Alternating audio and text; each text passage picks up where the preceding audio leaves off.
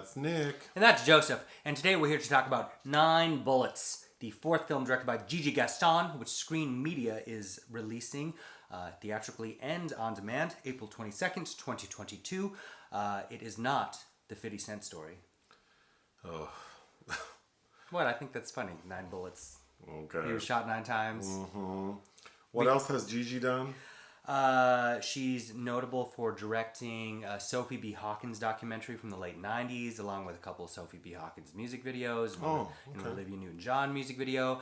She directed a film with Nastasia Kinski, I believe her debut, called Rip It Off. She had another film come out earlier this year called Fatal Memory, which I did not see. I'm sad to say this movie was a mess. This is caca through and through. It is a mess. I agreed to watch it because of Barbara Hershey and Lala Anthony. That's an intriguing mix to have in your cast. But the cast is very interesting because you have Sam Worthington. Mm-hmm. You have Cam Gigandet. Sure. You have the lady from Game of Thrones, which I've never seen. Lena Headey is the lead, yeah. And then you have that man from Nutty Professor 2 in it. John Ailes and Colleen Camp. Is he a Nutty Professor, the first one? I don't think so.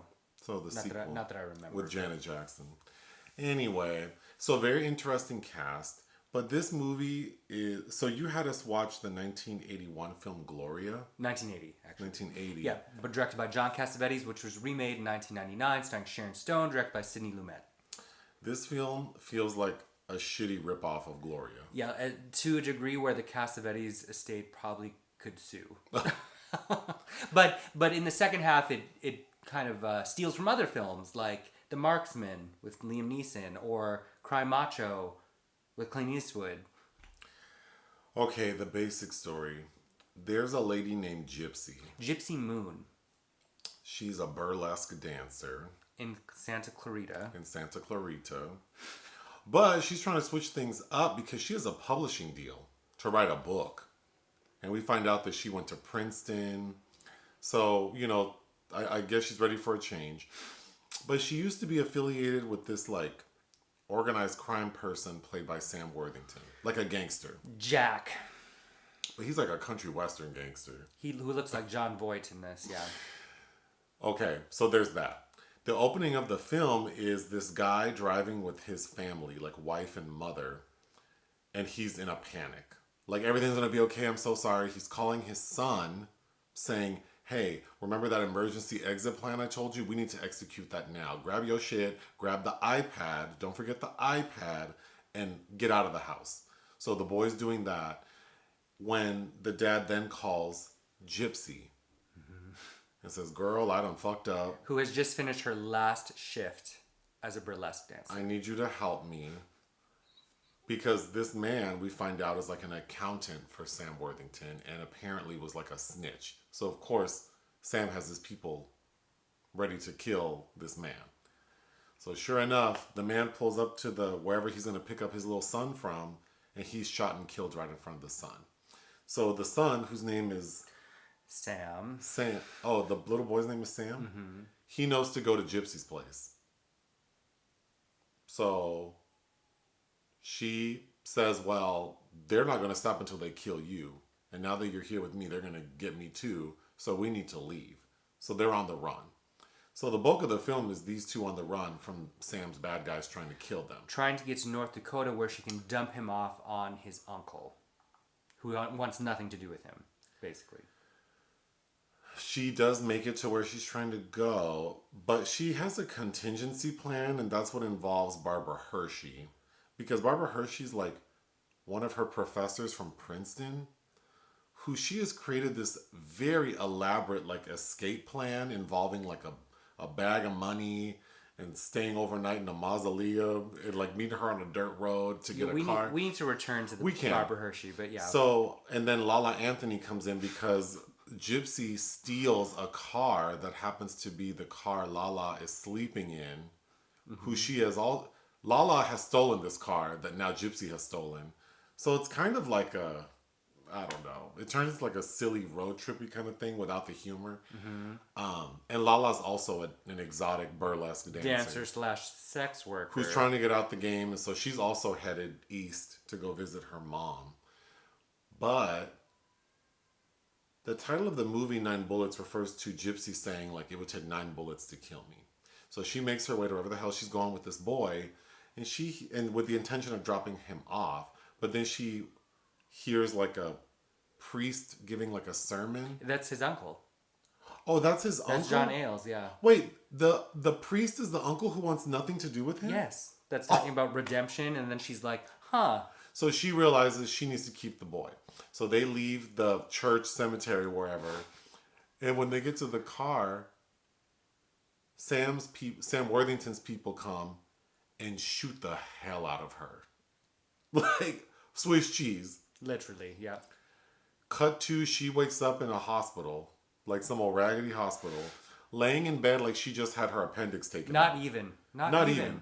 Like she had... Like she'd fainted and they put an IV in her arm. Like she had an ingrown toenail they had to remove. That would have taken days to wake up from, and this kid is just sitting there. And the final scene is her with this boy driving off into the sunset in this fancy new car she bought, seemingly with no injuries. Because he is a Bitcoin expert and has been able to pilfer away some of that money. Well, so the reason Sam Worthington wants the iPad is because all the like bank accounts and codes to access like millions and millions of dollars is on this iPad because it belonged to the accountant who he killed. But because the little boy is like a whiz, a financial whiz, he transfers the bulk of that money, not to Sam Worthington like he promised to get them out of a jam. He transfers it to like the Save the Children Foundation. For children whose parents have also been murdered. And then he keeps a little, meaning like millions, for him and his new mom, I guess. The end. Child, this shit, it's so bad that it kept my attention, but it's not so bad it's good. I have a lot of notes. I don't think this movie is worth a long video. Let's start at the beginning with the Silent Night montage. So we get one scene where we see... What's the lady's name from Game of Thrones? Lena Headey, who played Cersei in Game of Thrones. She also played Queen Gorgo in 300. She's a very well-known British actress. I recognize her. She's beautiful. And I really like her in Imagine Me and You. Yeah. She's beautiful. We see her like on her last shift at the strip club. Which she shows up to that strip joint, which is this hole in the wall, and there's a cardboard sign that says Gypsy's last Oh night. my God. This is so random. But the wine glass I'm drinking out of says, I drink and I know things. Is that Harry Potter or Game of Thrones? I think this is a Game of Thrones glass. I don't know, because I haven't watched Game of Thrones. It belongs to a friend who left it at our house. Yeah, we didn't buy that. Yeah. Anyway, Random. so Silent Night, a cover of Silent Night. She's singing a Christmas song at the strip club. She's not singing that. That's just playing on the soundtrack in slow motion true. as That's she's true. like as twirling. she's doing, yeah. She's not even twirling. She's slowly taking off her clothes. She looks well, great. that's burlesque. They have her clothes, or they have her painted up with tattoos. Yeah, she's slowly doing burlesque. To where his parents being slaughtered, like that's what's being juxtaposed with this. I will say the opening is so ridiculous that it had my attention. Unfortunately, I was thinking this was going to be some. Okay, I don't even know where to start because you were reading about this person because I'm like, this movie's so poorly done and so poorly written and has so many notable It has people. so many cool people in it. Maybe Gigi is like I don't know, used to be an agent and she got pulled in favors. But then you said that she, on her IMDb, has another... So it sounds like this script has been floating around for a while and that it's supposedly an homage to Quentin Tarantino. Oh, that's what I was going to say. But there's another project that she had listed in production called Dixie, about a stripper named Dixie Silver who's in the same predicament as Gypsy Moon. I was thinking, okay, if this movie keeps up the ridiculousness and the raucousness and the, like, just fucking craziness of it all, it would be tolerable. But I think Gigi's being serious. I think so too. Okay. And the child is... Well, can I just go through my notes then? Okay, this boy is supposed to be 14. He looks 10. They say it. They even say it. You thought he looked like the little girl from Encanto. Yeah, he does. I know I'm not supposed to talk about children this way, but I hated that character. He's not directed well. The script is terrible. And again, with the problem, which we had just watched Gloria, the Cassavetes version, the problem that we have with that film is the child actor who isn't really written for a child.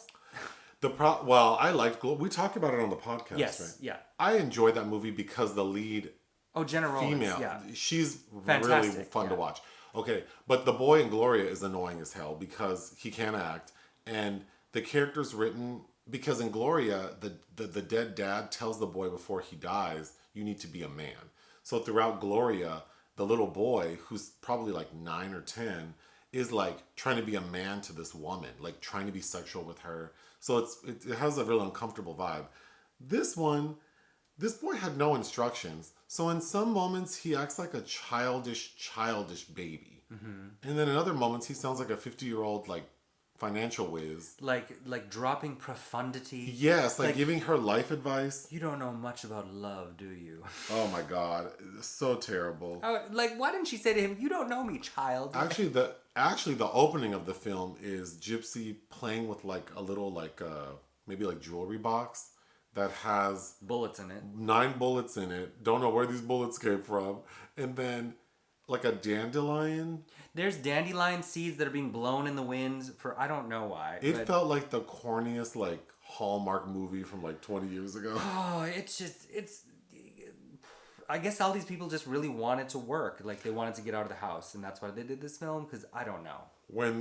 When the boy's family gets shot, they get shot right in front of his ass. I thought that was funny. And he takes the cross from his mother, and he later gifts it to Lena Headey, to Gypsy Moon, and says, "This will keep you safe."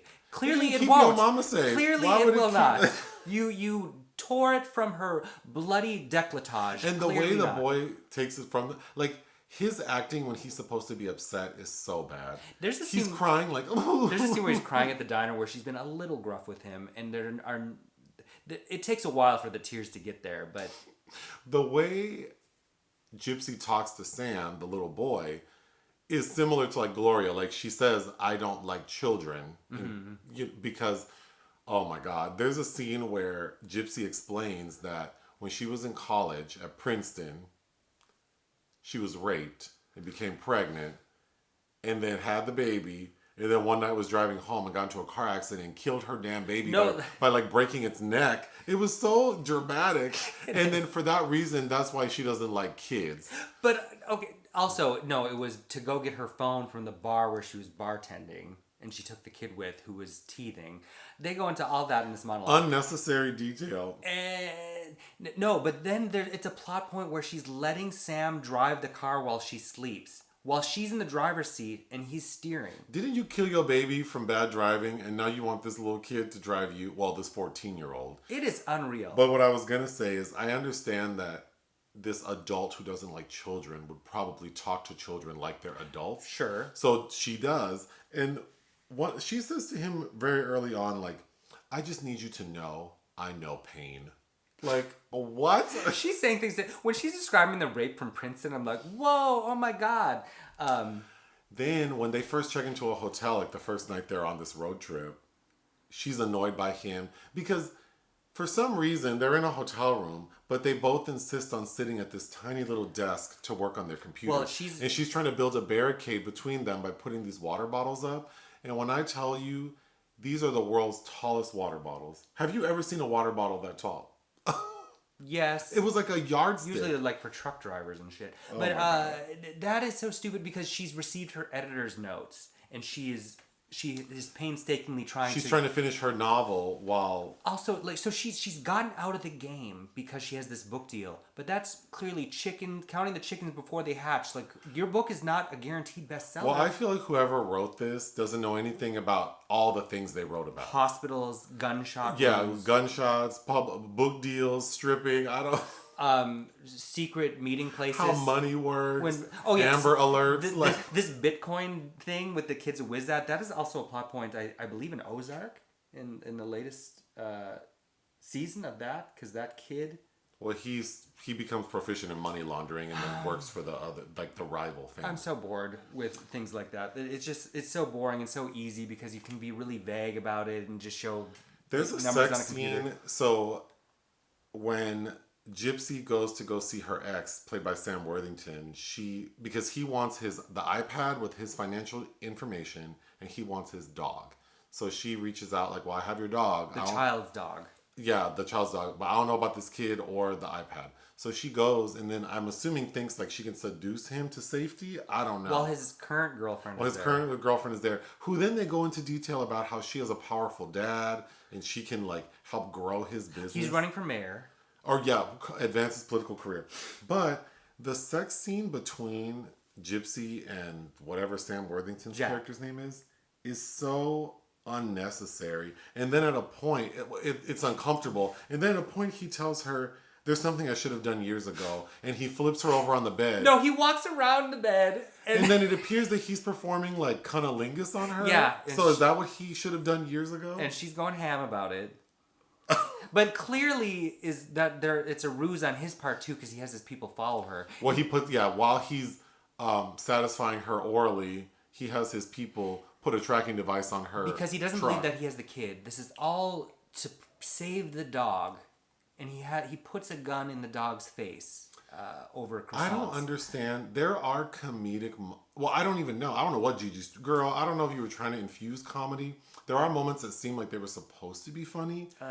They aren't working. And then Cam Gigandet, or however you say his last name, there are two men trailing her. And then all of a sudden at this hotel where there's a car crash scene with Colleen Camp, all of a sudden he shows up. Why? Yeah, what is he doing? Why? Okay. Lala Anthony. Okay. I don't even know what to say. I don't understand when she's in this movie. Well, okay, all of these because people. when her section of the movie, like when we first meet her, is kind of like, it's almost like it's supposed to be like a comedy. Mm-hmm. Like, what's the Identity Thief with Melissa McCarthy? Yeah. But without the jokes. Because Gypsy and the little boy steal this nice car, a Porsche Cayenne, and they're driving down the road because the keys were just in the ignition. Well, they wouldn't be in the ignition because it's keyless start. But I guess the keys... I don't know how she started this, like, modern fancy car, but she starts the car, driving down the road, and all of a sudden, Lala wakes up from the back seat. Playing a character named Tasmin. Because she was drunk and needed to pull over and sleep. And immediately, she's chill. Like, oh, what y'all doing? Oh, you stole my car. Okay, where are we going? And then she's just trying to talk to her, and it's clear that, like, she's on some bullshit, just like Gypsy. But the part that made me just... The little boy is eating a peanut butter and jelly sandwich. That's all chewed up. That's all chewed up with, and who wants to eat after a young boy? Ugh, so gross. But anyway, Lala takes, because he offers it to her. You have never seen someone eat a sandwich like this. She's picking at it like a bird. A piece of burger. And you know this lady's hungry. I don't know why she was doing that. The other weird thing about the sandwich is Lena Headey gave him money and gave him very complex instructions about a sandwich order so she could steal this car, right, without him knowing. And he comes back just in time. And he got a PB&J. Anyway, also, Lala Anthony's wig. The only person that could pull off that wig, maybe would be Megan Thee Stallion. Her appearance didn't bother me as much as I don't understand why she is in this movie, because we'll get to it. Well, isn't Power still ongoing in a successful series? Same thing with Sam Worthington and the Avatar films. Like, why would you do this? I'm very confused why any of these. Well, not any. I can see why Cam is in it. Yeah, or John Ailes is in it. But Barbara Hershey? Yeah. But, okay, when they get to their destination, Lala, they part ways because Sam Worthington and his people show up. So Lala runs off screaming in a cemetery somewhere. But then Lala realizes she has no money. Mm-hmm. And she's used to turning tricks. So she's like by a dumpster. She's approached by one of his... Looking the way she looks, standing next to like this $80,000 car. And this man walks up and offers her $500. And she's like, okay. So we see her get on her knees, undo her belt buckle. Like right there. His belt buckle. Then the camera angle is looking down on her like we're the man watching. It's so degrading. It is. For Lala Anthony, I just don't understand why she would let them shoot her like this. And then he pulls a gun on her and says, tell me where the Gypsy and the boy are. And then she starts crying.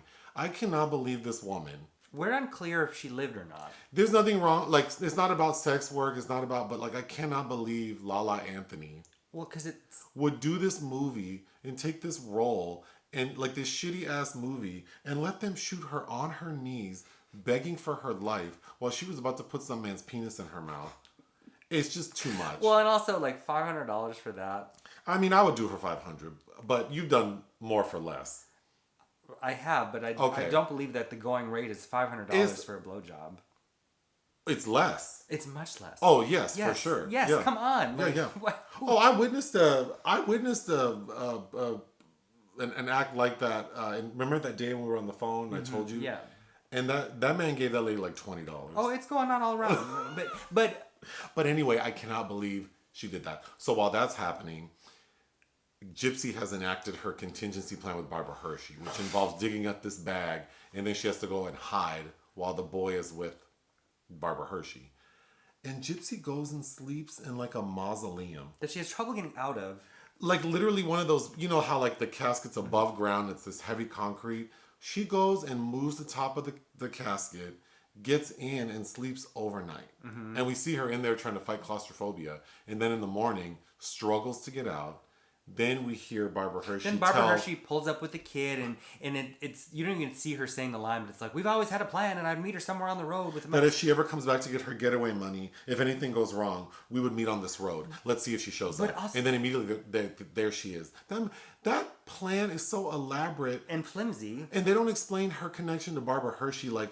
Because there's a scene where Barbara Hershey's looking at. There are two scenes where Barbara Hershey is looking so longingly at Gypsy that it's like she loves this woman. So then it makes me think, what kind of relationship does she have with her college professor that she would do all this and then you aren't just a good student. Then Sam Worthington's people show up and Barbara Hershey kills one of them. Oh yeah, she blasts them. And then shoots the other two, but they get away. So you were like she was such an amazing student that you would kill someone. But she was raped and got pregnant and also dropped out. So the time frame of being able to establish those kind of long-lasting relationships is very slim. Anyway, the scene where Barbara Hershey kills the white chubby hit guy, the other two hear it and hear the gunshot and come running. They drive over. He's lying there. They heard the gunshot and Cam says some line like, blah blah blah, sleeping on the job. They get out of the truck like you in danger. You heard a gunshot. You see your man on the ground dead, and they get out of the truck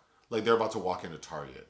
And then Barbara Hershey comes out with a gun behind her back. I'm also confused. With a shotgun. And then she doesn't immediately shoot them. No. And then they run back in the truck, and then she shoots them. That was horribly written. It's horribly written, but it also was the only scene in the film I liked. I don't have anything else to say. I just think, this shit is not bad enough that it's enjoyable. Also, when Barbara Hershey says goodbye to her, she says, the last thing my mother said to me was something like, be strong and keep going. And Lena Headey has actual tears in her eyes. And it's like, that shit is not profound. They couldn't... Gigi Gaston, you couldn't come up with something better to impart... wisdom to impart on this woman. Oh, I don't have anything else to say. This review's long. This was such a... Oh, another funny part was Lala and the boy are looking at Lena writing. And she's quitting smoking, and she always has an unlit cigarette in her mouth, which is driving me crazy. I wanted her to light it. And the kid's talking about oh, blah, blah, blah. She danced here. And, in Santa Clarita, and Lala's like, oh, at the juke joint or whatever. She knows exactly. Yeah, Lala knew exactly where she was dancing. It's just... I like ridiculous shit, obviously, but this is not fun. It's taking itself seriously. I think this person, Gigi, thought she was doing... maybe she did think she was doing something like a Quentin Tarantino film, but it's not... Just mixed with Gypsy Moon Lee. Okay, I'm done shitting on this movie. What would you give it? It's a train wreck, but not a fun one. I don't know, I think if it's streaming and maybe you have access, if it were free and you have a few drinks with a friend, it could be amusing. I can't imagine paying. If I paid a seat in a theater, I would complain. I would want my money back. Because I low-key feel bad for everybody in this. I guess except the boy. The boy is terrible. But maybe he'll learn. Dean Scott Vazquez. Maybe he'll learn from this. Well, it's the boy and Gloria never acted again. Wow. He took the hint. 1 out of 5. Yeah, 1 out of 5. Anything else? No. Listen to our podcast. Bye.